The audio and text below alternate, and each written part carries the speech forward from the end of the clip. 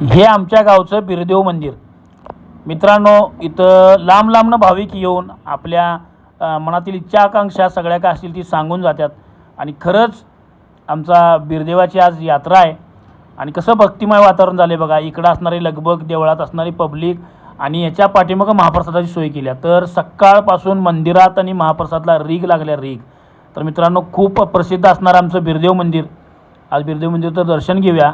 बिरदेव मंदिरात देवाच्या गाभाऱ्यात तर आता जाऊ शकत नाही. सगळ्या फुलाच्या पाकळ्या वेगळ्या टाकून सगळं काही वातावरण असं एवढं प्रसन्न केलं, त्यामुळे आपण आता काय डिस्टर्ब करायचं नाही. आपण जायचं आहे महाप्रसादकडं. आणि मित्रांनो, बघितलं तर कशी सजावट, कसं पालखी बघा. तर हे सगळं जे आहे की नाही ते खरंच डोळ्याचं पारणं फेडणारा क्षण आहे. बघा, भंडारा लावायला कार्यकर्ता बसला आमचा. तर हेच आपल्याला आपल्या पिढीला, आपल्या सगळ्यांना पुढे घेऊन जायचं आहे. आणि खरंच हे आपल्याला खूप काही देऊन जातं आहे. इकडे माईकवरती पण सगळ्यांना सांगायची सूचना चालू आहेत, जेवणाला जावा, इकडं जावा, सगळ्यांनी पब्लिकांनी आस्वाद घ्या, हे सगळं तिकडे एक नियोजन चालू आहे. आणि ही जी आता पब्लिक बघायला आहे, हे तुम्ही आज नाही तर हे 8 दिवस झाले ह्या पब्लिकांनी इतकी साथ दिल्या, लक्षात ठेवा. हे बघा, मराठी शाळेत सगळ्यात पहिला सकाळी 10 वाजल्यापासून महाप्रसादाची जी सुरुवात झाली. आणि भाविकांना पण मी खरंच सलाम करतो. एवढी गर्दी असूनसुद्धा गडबड नाही, गोंधळ नाही, मिळेल तशा जागेत बसून महाप्रसादाचा लाभ घेतला. भाविकांनी कुठल्याही प्रकारचा गोंधळ केला नाही. आणि काम करणाऱ्या भावांना पण सलाम, एवढं मोठं नियोजन केलं. आणि महाप्रसाद झाल्यावर डोळं झाकालं समूह कटाळून झोपला बघा. पाटलमामाचं डोळं झाकालं, खरं कबूल करणार कोण? पाटलमामा कबूल करेना, घाई आलं तर डोळं. मग तुमचं तुम्ही काय करताय करा म्हटलं, मी आपलं झोपलो. मग पाटलमामा बारीक पेंगाल तर काही मटण आहे, तिकडं जायचं आहे, चला आता तिकडं जाऊया. हां बघा, हे कोण कुठं बसणार, पंगत क्रमांक 1, 2, 3, 4 हे सगळं पॉम्पलेट लावायचं चालू आहे. हे सगळीकडे नोटीस लावल्यासारखं लावणार, म्हणजे कोण इकडं तिकडं जायचं नाही. बरोबर वळीत आणि पंक्तीतच बसायचं. इकडं पोरं चहा प्याल्यात, कोण मजा करलाय, कोण चेष्टा करलाय, कोण पत्राव्या लावालाय, कोण ताटं लावाला, हे सगळं चालू आहे.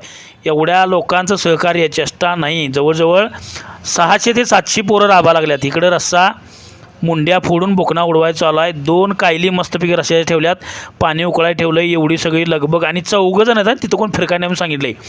4घातच कार्यक्रम चालू आहे सगळा. का तर जास्त लोक आली की त्यांना ते हे होते म्हणून मी एकटाच आता शूटिंगसाठी आलो आहे. पोरं बिरं सगळी काय वातावरण वातावरण. मित्रांनो, मांसाहारी महाप्रसाद एवढ्या लोकांचं जवळजवळ 80-85. हे भाकरीचं नियोजन प्रत्येकाच्या घरी थोडं पीठ नेऊन दिलं आणि तुम्ही भाकरी करून द्या, तर कुठल्याही महिलेने नाही म्हटलं नाही. प्रत्येक महिला वर्गाने आपलं सगळ्यांनी पीठ नेलेलं, सगळ्यांनी भाकऱ्या आणून दिल्या. तिकडं भाकऱ्या मेजून घ्यायचं चालू आहे. कोणाला किती दिलं, कोणाला किती आलं, कोणाकडून आलं, हे सगळं नियोजन चालू आहे. तर खरंच महिला वर्गाचे मनपूर्वक आभार, धन्यवाद.